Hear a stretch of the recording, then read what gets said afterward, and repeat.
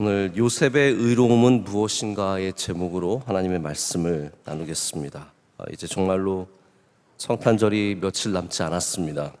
오늘 이 시간도 주님의 오심을 기다리는 여러분에게 하나님이 평안과 기쁨과 은혜를 주실 줄로 믿습니다.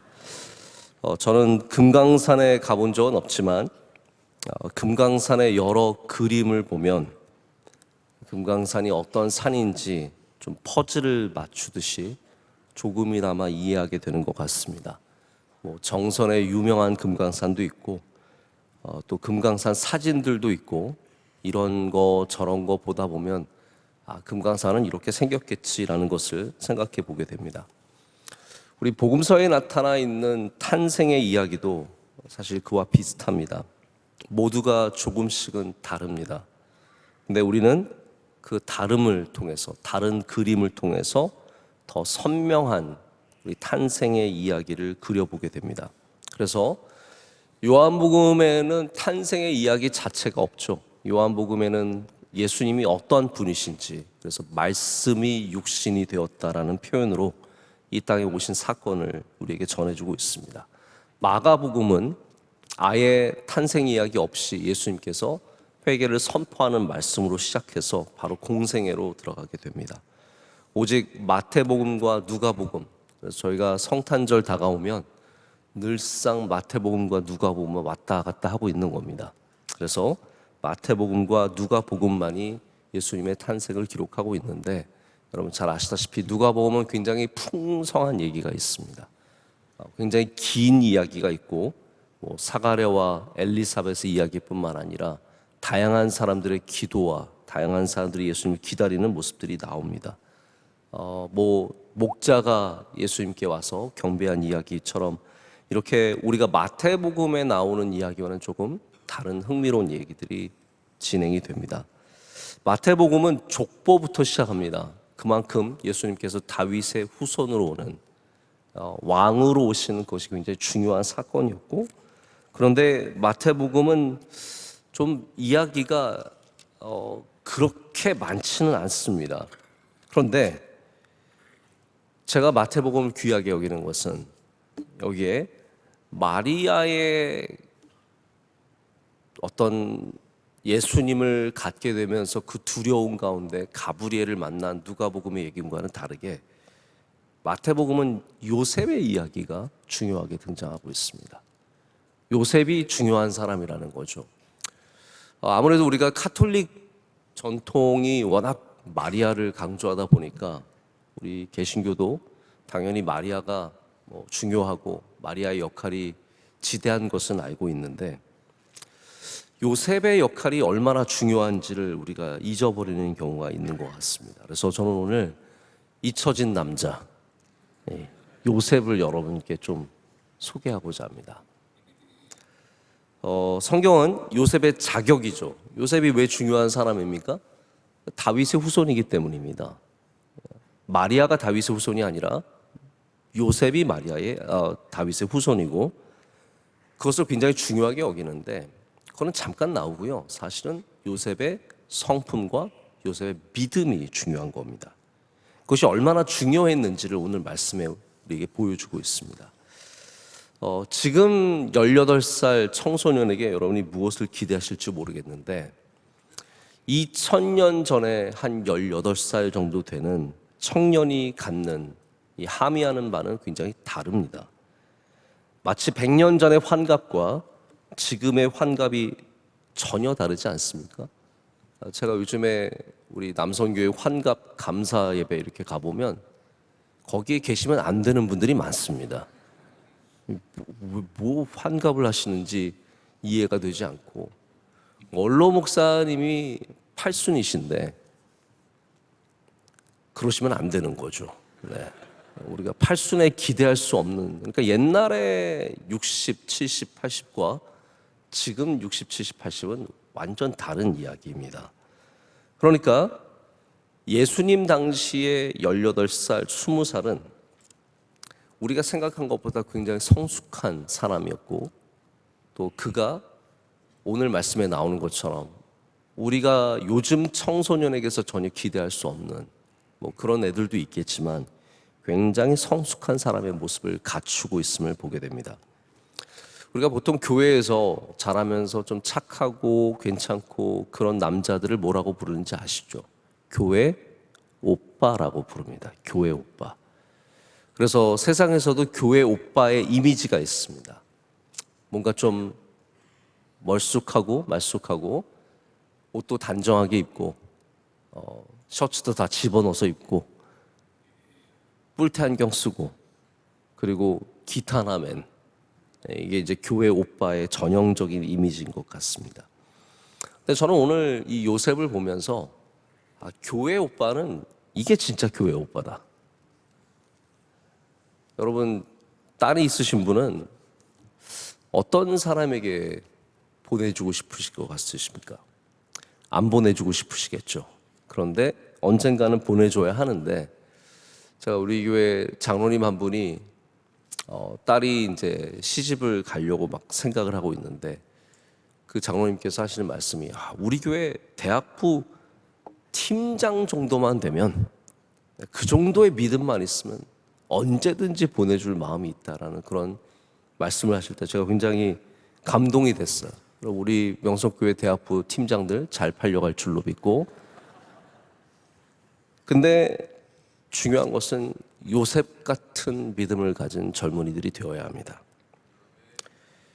오늘 우리가 찾는, 발견하게 되는 요셉의 모습은 성경의 의로움이라고 되어 있습니다.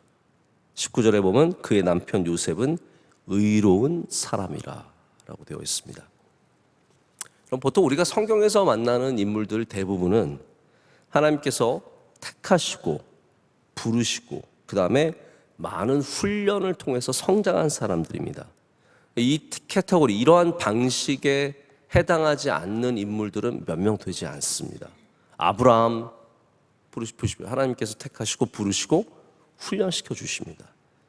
야곱도 요셉도 모세도 대부분의 사람들은 하나님께서 훈련의 과정을 통해서 성장시켜 주시고 또 하나님의 일들을 맡기셨거든요. 근데 요셉은 그럴 상황이 아니에요. 이 사람을 불러서 훈련시켜서 그 다음에 마리아와 결혼하게 하신 게 아닙니다. 오늘 말씀 보시면 아시겠지만 요셉은 부르심을 받자마자 쓰여야 하는 상황입니다. 그래서 하나님께서 요셉에게서 찾으신 것이 있는데 다른 사람과는 조금 다르게 그는 의로운 사람이었다는 것이죠. 지금 당장 써야 해요. 그래서 의로운 사람을 찾으신 겁니다.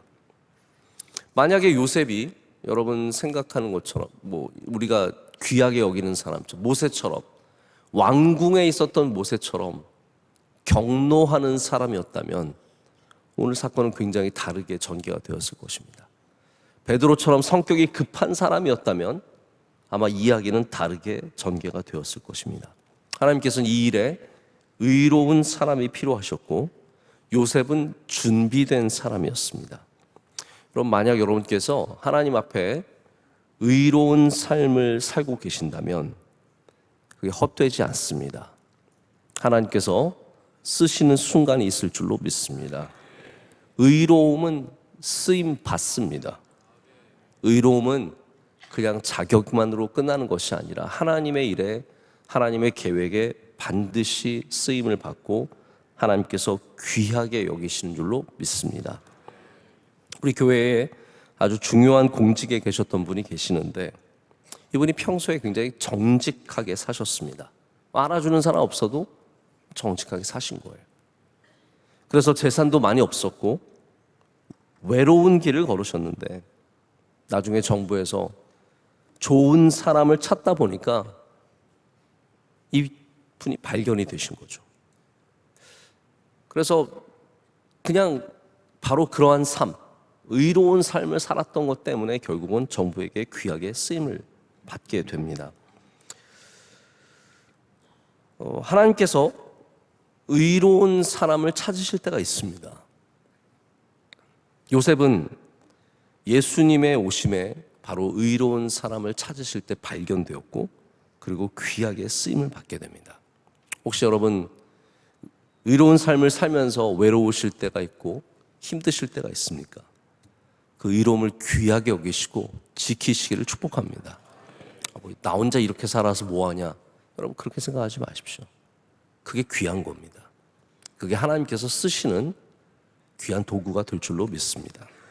근데 오늘은 그 의로움을 좀 더 구체적으로 우리에게 말해주고 있습니다.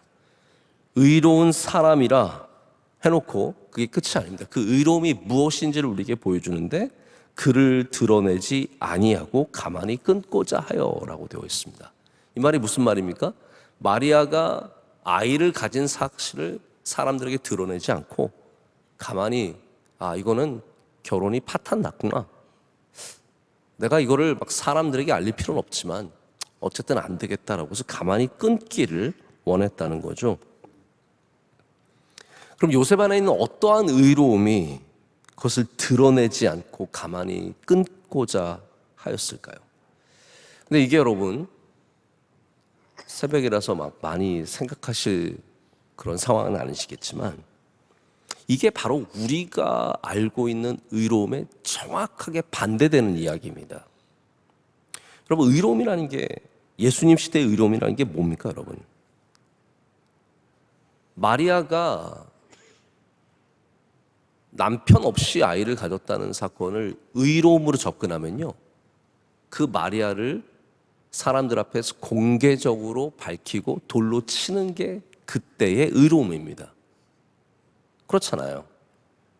율법적인 의로움은 마리아의 이 치부를 드러내서 사람들 앞에 망신을 주고 돌로 쳐 죽이는 것이 이 시대의 의로움이라는 거죠.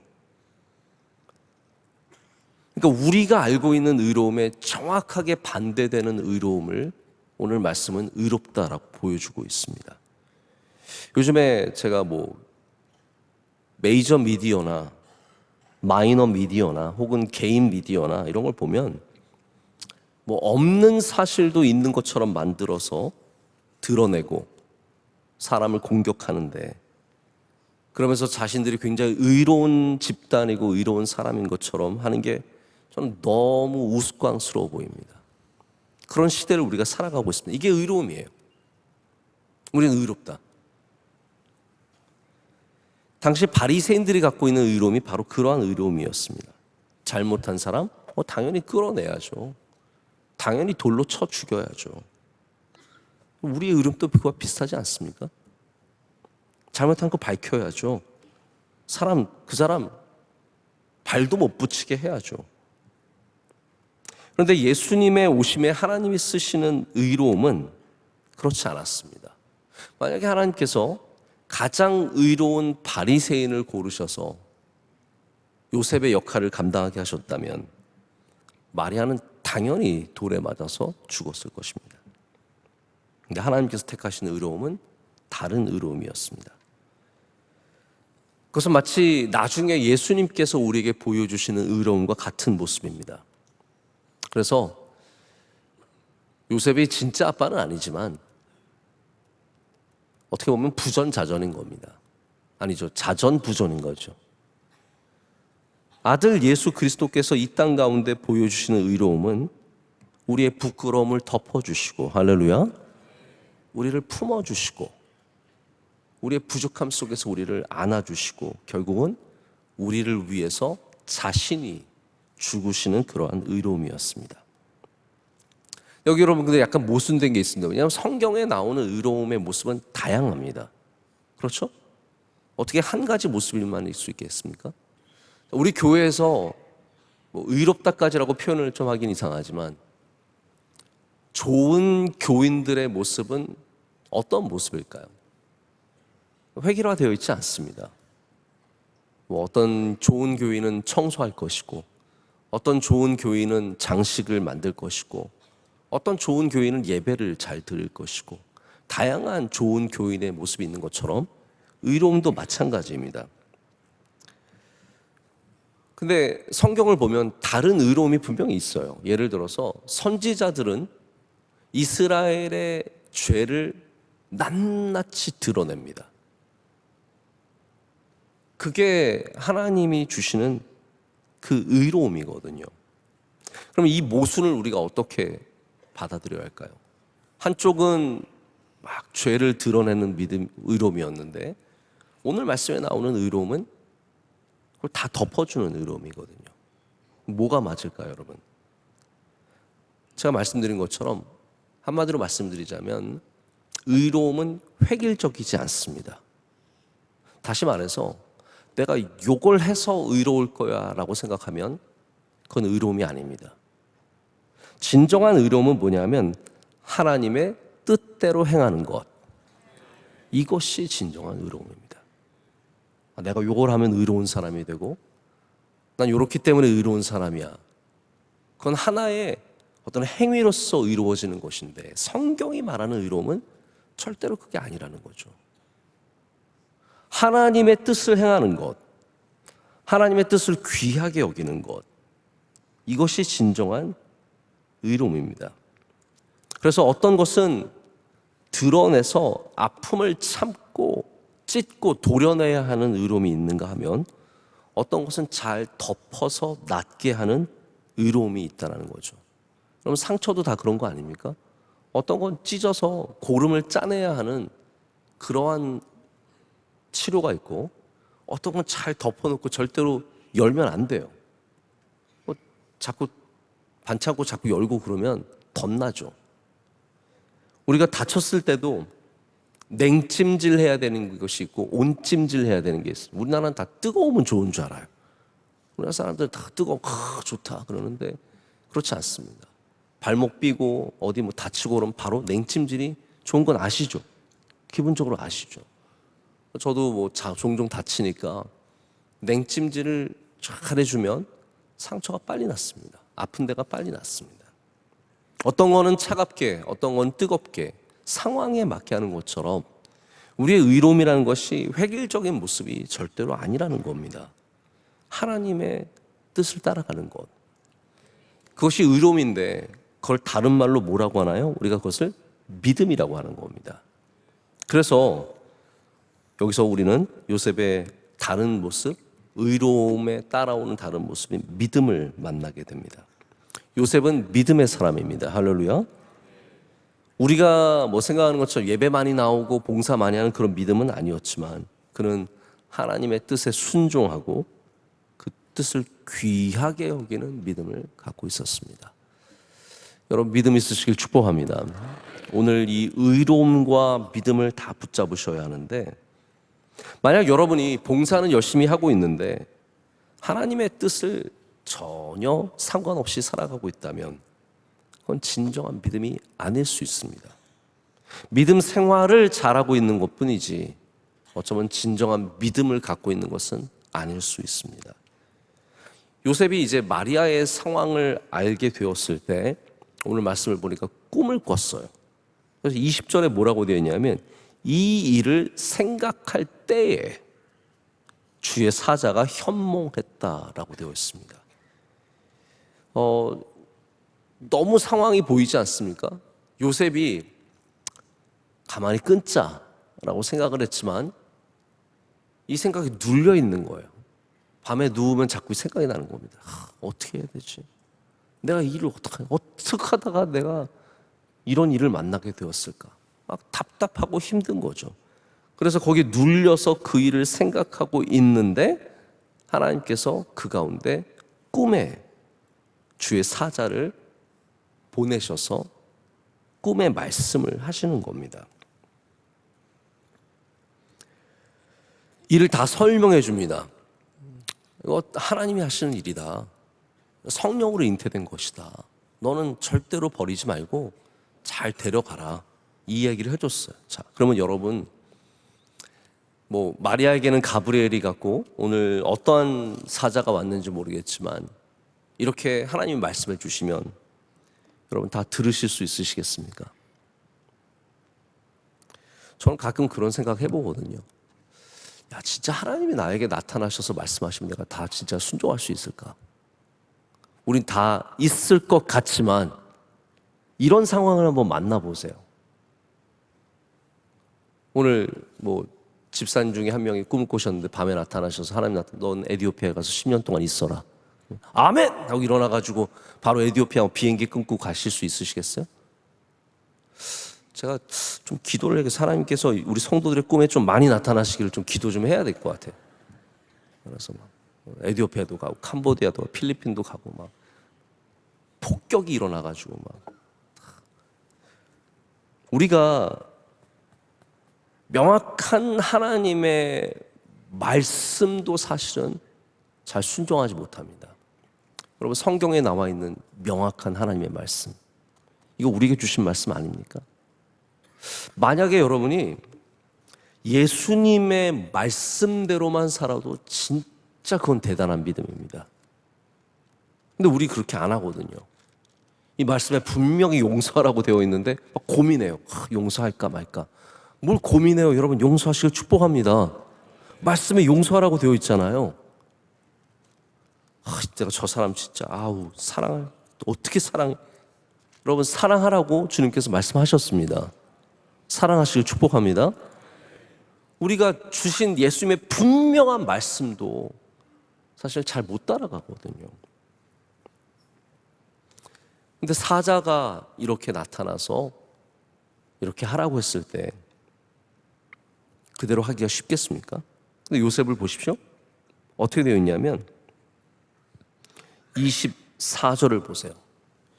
요셉이 잠에서 깨어 일어나 주의 사자의 분부대로 행하여 그의 아내를 데려왔으나 라고 되어 있습니다. 그는 일어나자마자 다른 고민 안 했습니다. 그렇게 그 전날 밤에 내가 이걸 어떡하지? 나 도저히 못할 것 같은데 막 이렇게 힘들게 생각하던 이 청년이 주의 사자가 나타나셔서 말씀하시니까 일어나자마자 그 마음을 바꾸어서 바로 가서 그의 아내를 데려옵니다. 끊고자 했던 그가 데려옵니다. 요셉의 의로움은 믿음 때문에 의로움이 되었습니다. 그래서 우리가 성경에 있는 말씀처럼 믿음으로 의롭게 되는 굉장히 신비한 모습을 우리에게 보여주고 있습니다. 여러분, 요셉처럼 의로움과 믿음을 함께 붙잡으시길 축복합니다. 예수님께서 오시는 사건에 우리가 요셉의 역할을 절대로 간과할 수가 없습니다. 요셉이 하나님 앞에 의로운 사람이었다는 것, 그 의로움은 그냥 정의를 드러내는 의로움이 아니라 하나님의 뜻을 알고 하나님의 뜻대로 행하는 의로움이라는 것, 그리고 그 갖고 있는 믿음이 바로 하나님의 뜻을 이루면서 예수 그리스도께서는 이 땅에 바로 하나님의 뜻 가운데 탄생하시게 됩니다. 말씀을 맺습니다. 마리아도 중요하죠. 안 중요한 사람이 어디 있겠습니까? 근데 성경은 요셉의 이야기를 이렇게 마태복음에 자세하게 적고 있습니다. 요셉을 좀 봐야 합니다. 요셉은 한 의로운 다윗의 후손으로서 예수님의 오심을 준비하였습니다. 그리고 이 모든 일을 믿음으로 감당했습니다. 여러분, 하나님 앞에서 믿음으로 감당하시길 축복합니다. 그것이 주님의 오심을 기다리는 사람들의 자세입니다. 우리가 오늘 이 시간 더 준비해야 할 것은, 제가 가끔 저희 교회에서 우리 교육자들이나 직원들에게 좀 좋은 목사의 모습을 보이고 싶을 때가 있어요. 그래서 이번에 어떻게 했냐면, 제가 어제와 오늘 양일 중에 하루 오후는 크리스마스를 가족들과 좀 잘 준비하도록 집에 가라. 너 얼마나 좋습니까? 여러분 직장에서 한번 그러면 얼마나 좋을 것 같으세요? 목요일날 오후에 집에 가라. 크리스마스 준비하라. 제가 크리스마스를 준비해보면 손이 많이 갑니다. 할 일이 참 많습니다. 카드도 써야 되고 선물도 사야 되고. 그래서 제가 가라 그랬어요. 가라. 제가 다른 이유가 아닙니다. 잘해주려고 아니라 제가 멋지고 보이고 싶어가지고 가라 그랬어요. 여러분, 우리가 성탄절 준비할 때 선물도 준비해야 되고 카드도 준비해야 되지만, 여러분, 믿음을 준비하시길 축복합니다. 정말로 가져야 할 것은 믿음입니다. 오늘 그 믿음대로 여러분의 믿음을 통해서 주 예수 그리스도께서 여러분의 삶에 임하시고 여러분의 삶 가운데 오실 줄로 믿습니다.